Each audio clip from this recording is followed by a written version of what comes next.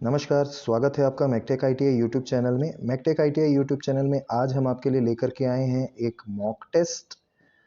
Mock test इसलिए कि इसमें आपके सामने लाइव ये मॉक टेस्ट होगा, जिसमें आपको आधे घंटे का समय मिलेगा इस पेपर को, इस मॉक टेस्ट को सॉल्व करने के लिए। और इसमें टोटल 25 क्वेश्चंस होंगे। इन 25 क्वेश्चंस को आपको अटेंड या अटेम्प्ट करना होगा। तो ये जो 25 क्वेश्चंस हैं ये इलेक्ट्रीशियन ट्रेड के हैं, और ये स्पेशल इसलिए भी है क्योंकि अब तक हमने अपने इस चैनल में इलेक्ट्रीशियन ट्रेड के एक भी वीडियो नहीं डाले हैं। तो आशा करते हैं आज का ये वीडियो आपके काम का होगा और आपको इसमें काफ़ी सारे इंपॉर्टेंट क्वेश्चंस देखने के लिए मिलेंगे। ये इंपॉर्टेंट क्वेश्चंस इसलिए भी हैं क्योंकि ये विगत वर्षों में आए हुए क्वेश्चंस हैं, जो कि एक मॉक टेस्ट के रूप में आपके सामने उपस्थित हैं। तो हम ये क्वेश्चन पेपर आपके सामने, ये मॉक टेस्ट पेपर आपके सामने सॉल्व करेंगे। आशा करते हैं वीडियो अच्छा लगे। वीडियो अगर अच्छा लगता है तो वीडियो को लाइक करें, दोस्तों के साथ शेयर करें, और साथ ही साथ अगर अब तक चैनल को सब्सक्राइब नहीं किया है तो चैनल को सब्सक्राइब करके बेल आइकन प्रेस कर दें, जिससे हमारे आने वाले वीडियोस आपसे मिस ना हो। ये मॉक टेस्ट आप नीमी मॉक टेस्ट की वेबसाइट पे जाकर के भी आप कर सकते हैं, और साथ ही साथ ये आपके एग्ज़ाम पर्पस से भी काम में आएंगे, और जॉब के जो एग्ज़ाम्स होते हैं उनके लिए भी काम में आएंगे। और अभी आपको पता ही है, हाल फिलहाल में आपके मध्य प्रदेश में ट्रेनिंग ऑफिसर के पद पे भर्ती निकली हुई है, उसमें वैकेंसीज आई हैं, और इलेक्ट्रीशियन के पद पर वहाँ पर वैकेंसीज आई हुई हैं। तो उनके लिए भी ये काफ़ी इम्पोर्टेंट, काफ़ी काम के ये वीडियो होने वाला है। तो चलिए देर न करते हुए शुरू करते हैं आज का ये वीडियो, जिसमें पहला क्वेश्चन आपके सामने है। टाइमर देख सकते हैं आप, 28 मिनट अभी हमारे बचे हैं। पहला वीडियो आपके सामने आ चुका है। पहला क्वेश्चन है आपके सामने, which instrument is used to test new domestic wiring installation. नए घरेलू वायरिंग स्थापना का परीक्षण करने के लिए किस उपकरण का उपयोग किया जाता है? मल्टीमीटर, मीगर, शंट टाइप ओम मीटर या सीरीज टाइप ओम मीटर। देखिए, कहीं भी डोमेस्टिक वायरिंग जो होती है, डोमेस्टिक वायरिंग यानी घरों में जो वायरिंग होती है, घरों में होने वाली वायरिंग का जो इंस्टॉलेशन है, इसको चेक करने के लिए, इसको टेस्ट करने के लिए जिस इंस्ट्रूमेंट का इस्तेमाल किया जाता है वो है मीगर। तो सही आंसर इसका होना चाहिए बी, मीगर। बढ़ते हैं अगले प्रश्न की ओर। प्रश्न नंबर 2 आपके सामने आ चुका है। इसमें आप देख सकते हैं एक लाइन डायग्राम बना हुआ है। इस लाइन डायग्राम में आपको टोटल कैपेसिटेंस बताना है। बहुत क्लियर तो नहीं समझ में आ रहा है, लेकिन ये 10 10 20 समझ में आ रहा है। 10 माइक्रोफेराड, 10 माइक्रोफेराड और 20 माइक्रोफेराड, जो कि सीरीज में दिया हुआ है। आपको बताना है इसकी total value of capacitance of series, आपको बताना है। तो टोटल वैल्यू ऑफ कैपेसिटेंस आप देख सकते हैं। आपके ऑप्शंस हैं 4 माइक्रोफेराड, 10 माइक्रोफेराड, 15 माइक्रोफेराड और 40 माइक्रोफेराड। इसका सही आंसर डी होना चाहिए, 40 माइक्रोफेराड। बढ़ते अगले प्रश्न की ओर। प्रश्न नंबर 3 आपके सामने है, what is the purpose of under writers not for pendant holder connection. Pendant holder connection में अंडर राइटर की गांठ, अंडर राइटर की जो गांठ होती है, नॉट होती है, उसका क्या मतलब है, वो किस लिए होती है? तो चलिए आपके ऑप्शंस हैं। पहला ऑप्शन है अवॉइड लूज कनेक्शन, ढीले संयोजनों से बचाव। दूसरा ऑप्शन है इंक्रीज मैकेनिकल स्ट्रेंथ, यानी यांत्रिक शक्ति में वृद्धि। तीसरा ऑप्शन है prevent excessive cap cover pressure, अत्यधिक कैप कवर का दबाव रोकने के लिए। तथा लास्ट ऑप्शन है आपका, फोर्थ ऑप्शन जो है आपका है, वो है reduce the strain from the terminals of accessory, सामान के टर्मिनलों से तनाव कम करना। तो इसका सही आंसर भी डी है, reduce the strain from the terminals of accessories. बढ़ते हैं अगले प्रश्न की ओर। प्रश्न नंबर 4 आपके सामने है, why the outer tube of high pressure metal halide lamp made of borosilicate glass. उच्च दाब धातु हैलाइड लैंप की बाहरी ट्यूब बोरोसिलिकेट ग्लास की क्यों होती है? आप जान सकते हैं, आपको पता ही होगा, बोरोसिलिकेट ग्लासेस वो ग्लासेस होती हैं जो हाई टेम्परेचर में भी विथस्टैंड कर जाती हैं। बोरोसिलिकेट ग्लासेस हाई टेम्परेचर पे भी नहीं टूटती, नहीं ब्रेक होती हैं। तो आपको ये बताना है कि कि बोरोसिलिकेट ग्लास की क्यों होती हैं, ये जो high pressure metal halide lamps होते हैं, ये बोरोसिलिकेट ग्लास की क्यों होते हैं? आपके ऑप्शंस हैं, इंक्रीज द लाइटिंग इफेक्ट, दूसरा ऑप्शन है विथस्टैंड हैवी टेम्परेचर, तीसरा ऑप्शन है विथस्टैंड एटमॉस्फेरिक प्रेशर, और चौथा ऑप्शन है reduce the ultraviolet radiations from lamp.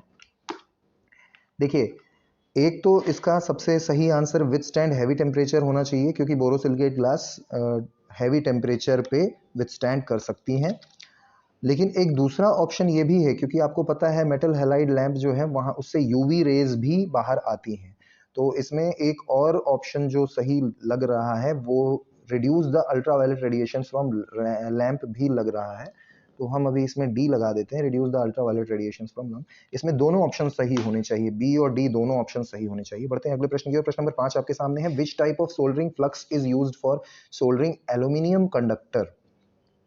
Aluminium conductor में सोल्डरिंग करने के लिए किस फ्लक्स का इस्तेमाल किया जाता है? आपके ऑप्शंस हैं टैलो, केरालाइट, जिंक क्लोराइड या sal ammonium rosin. Sal ammonium rosin. तो इसका सही आंसर है बी, केरालाइट। बढ़ते हैं अगले प्रश्न की ओर। प्रश्न number 6, which defect in timber is caused due to improper seasoning. गलत सीजनिंग की वजह से लकड़ी में कौन से दोष उत्पन्न हो सकते हैं? बहुत सिंपल सा क्वेश्चन है ये। क्वेश्चन आप लोग जनरल सिनेरियो में भी देखने के लिए आपको मिलता है, तो इसमें ज़्यादा परेशान नहीं होना है, बहुत ही सिंपल सा क्वेश्चन है। आपके ऑप्शंस देखते हैं। पहला ऑप्शन है नॉट, दूसरा ऑप्शन है ट्विस्टिंग, तीसरा ऑप्शन है क्रैकिंग और चौथा ऑप्शन है कपिंग। तो इसका सही आंसर है डी, कपिंग। अगला प्रश्न, प्रश्न नंबर 7 आपके सामने आ चुका है, which type of stake is used for sharp bends in sheet metal. Sheet metal में तेज मोड़ों हेतु किस प्रकार के स्टेक का उपयोग किया जाता है? आपके ऑप्शंस हैं square stake, hatchet stake, blow horn stake या बेवल एज स्क्वायर स्टेक। तो इसमें जो है स्क्वायर स्टेक यानी कि वर्गाकार स्टेक, दूसरा ऑप्शन है हैचेट स्टेक, तीसरा ऑप्शन है ब्लो हॉर्न स्टेक और चौथा ऑप्शन है बेवल एज वर्गाकार स्टेक। तो इसका सही आंसर है बी, हैचेट स्टेक। बढ़ते हैं अगले प्रश्न की ओर। प्रश्न नंबर 8 है, what is the use of dip soldering method. Dip soldering method का उपयोग क्या है? बहुत सिंपल सा क्वेश्चन है ये, आप बहुत आसानी से बता सकते हैं।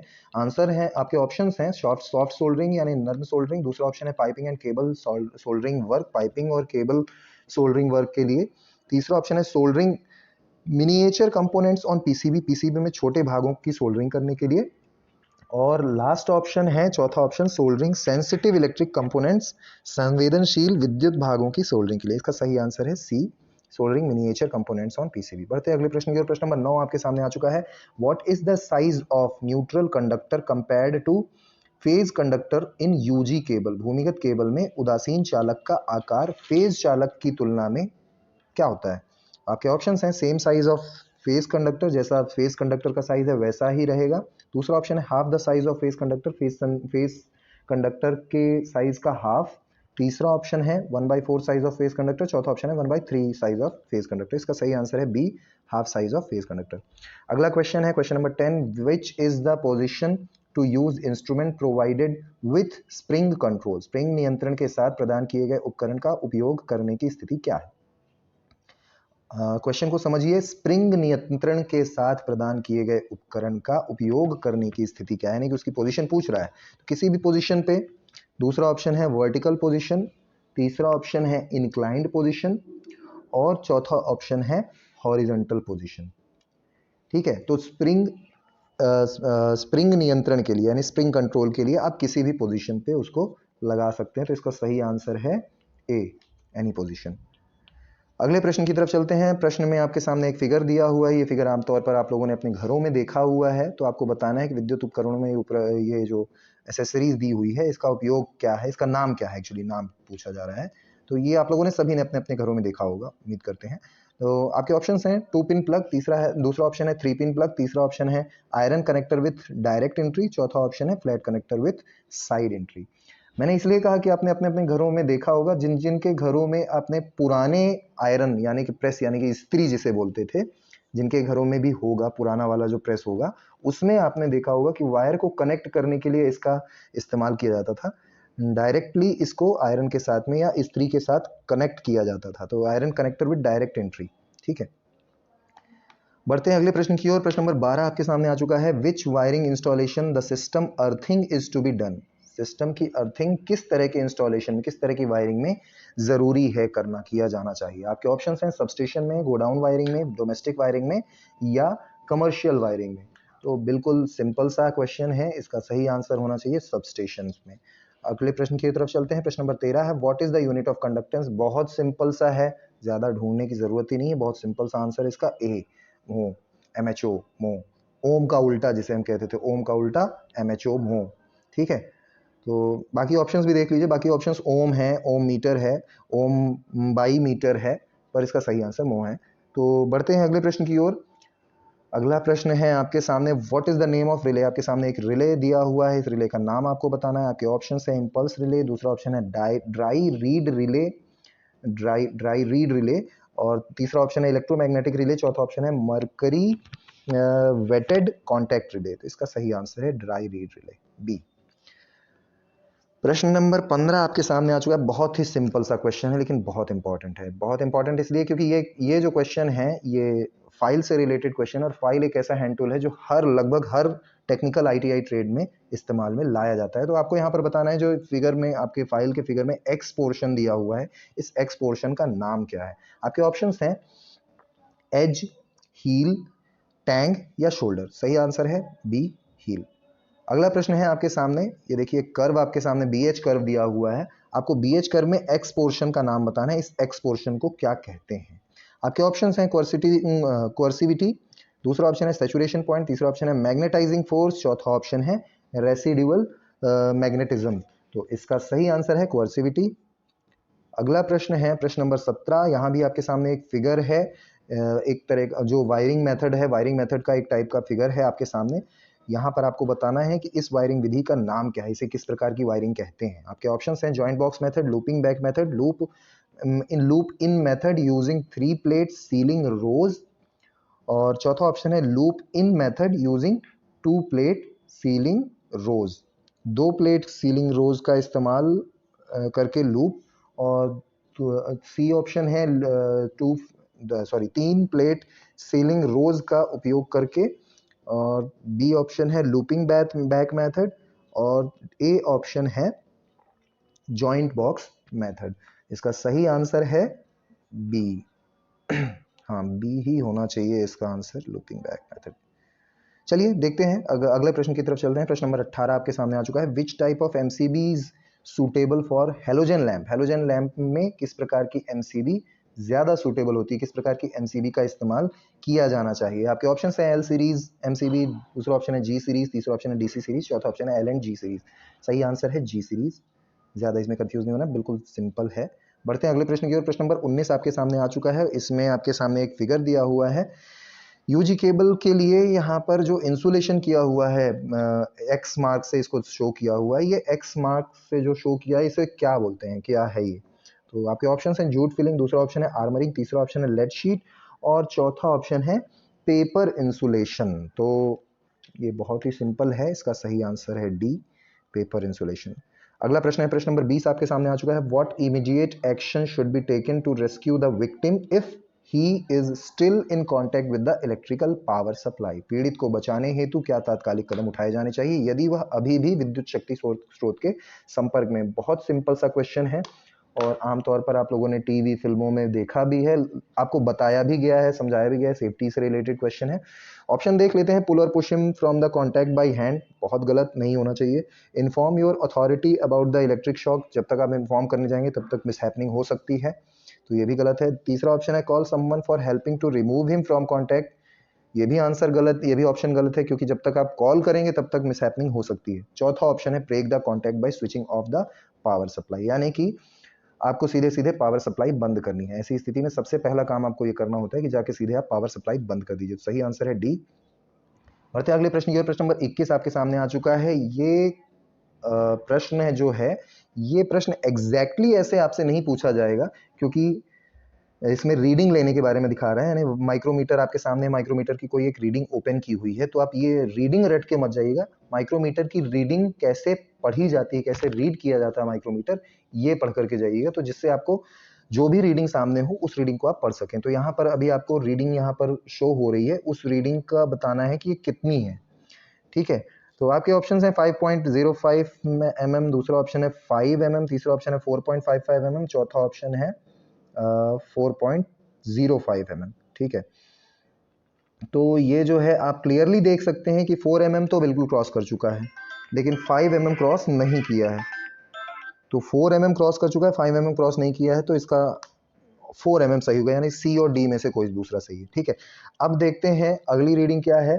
उसके बाद सब डिवीजन 5 ये क्रॉस कर चुका है, तो 4.5 हो गया, और 4.5 इसका सही आंसर होना चाहिए सी, 4.55 mm।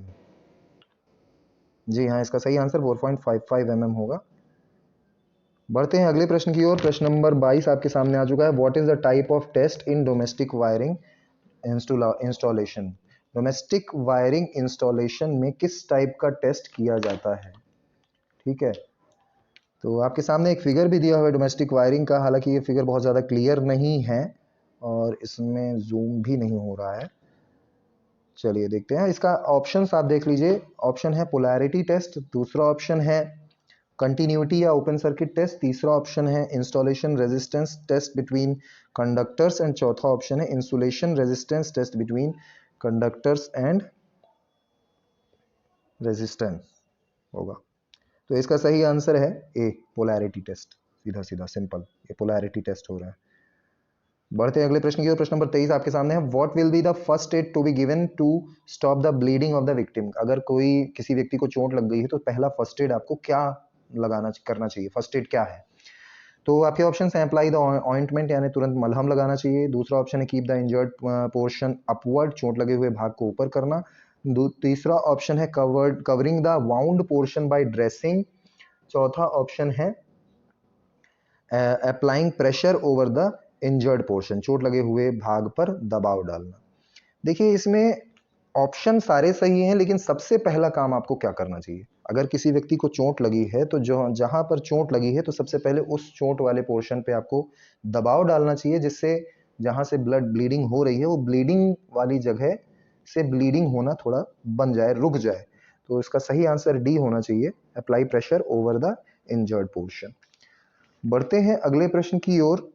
प्रश्न नंबर 24 आपके सामने आ चुका है। विच इज द डायमैग्नेटिक सब्सटेंस, यानी पराचुंबकीय पदार्थ कौन सा है? क्लियरली दिख रहा है ए, वुड।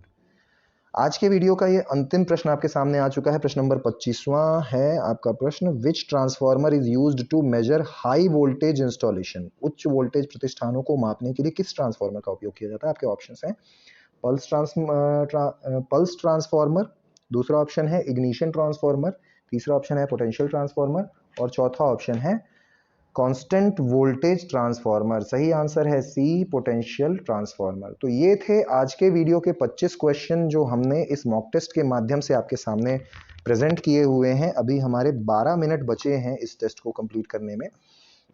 25 मिनट का सॉरी आधे घंटे का ये टेस्ट था जिसमें 25 क्वेश्चन हमने देखे। तो आइए इसे सबमिट करके इसका रिजल्ट देखते हैं। You have attended all the questions. Do you want to submit the test? Yes. Now we are going to see the result. To view answers. Here we come.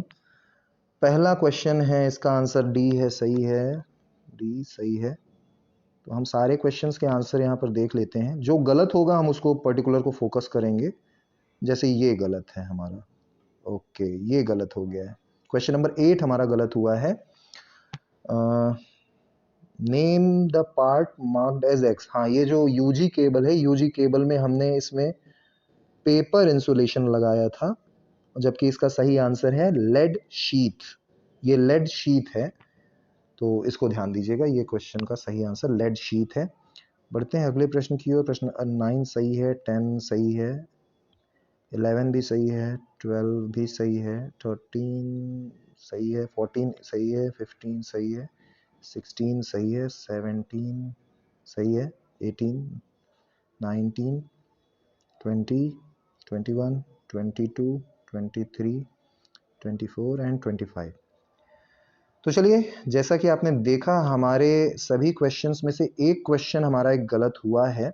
ये वाला क्वेश्चन हमारा गलत हुआ है, तो दिस वाज द रॉन्ग। हमने यहाँ पर जो क्वेश्चंस किए हैं उनमें से ये वाला आंसर हमारा रॉन्ग था। तो इसको आप लोग ध्यान से नोट कर लीजिए कि ये पेपर इंसुलेशन नहीं है, ये लेड शीट है। ये वाला जो पोर्शन है ये लेड शीट है, तो इसे आप ध्यान रखिएगा अगर ये क्वेश्चन आता है तो ये थे 25 क्वेश्चन मॉक टेस्ट के माध्यम से। उम्मीद करते हैं आपने इसे पूरा देखा होगा, और अगर वीडियो पूरा देखा है तो आपने नोट भी किए होंगे। इसमें काफ़ी सारे क्वेश्चन ऐसे हैं जो आप लोग पढ़ चुके हैं, और काफ़ी सारे क्वेश्चन ऐसे भी होंगे जो आपने अभी तक नहीं देखे होंगे। तो अगर ये वीडियो अच्छा लगा है तो वीडियो को लाइक करें, दोस्तों के साथ शेयर करें, और साथ ही साथ चैनल को सब्सक्राइब करें। हम इस तरह के वीडियोस लेकर के आते रहेंगे। मिलेंगे अगले वीडियो में, तब तक के लिए धन्यवाद। आपका दिन शुभ हो।